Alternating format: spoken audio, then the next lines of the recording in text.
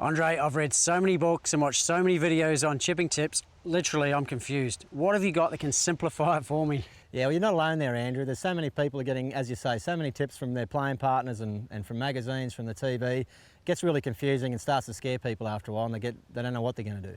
So I've got a simple technique that I've developed over the years from watching players and from playing out in tour myself. 7 simple tips. Let me show you how. Okay, so number 1 tip is we want to get the setup. Okay, so we want to get the feet nice and narrow. Number 2, we want the ball position about in the middle of our stance. Number 3, we want to grip down the club about an inch or so. Number 4, we want to have the weight on that forward leg. Number 5, we want to have a little slight wrist hinge on the way back. And number 6 is probably the most important part. Having our weight on that forward leg will help us pivot through the shot. We want to pivot around that left leg and then hold our finish, which is number 7.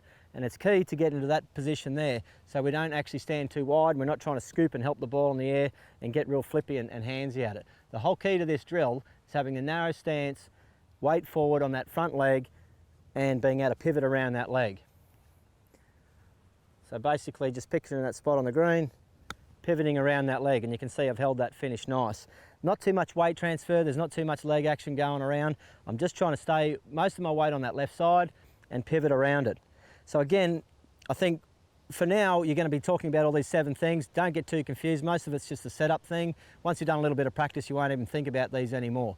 But again, number 1 key, standing nice and narrow.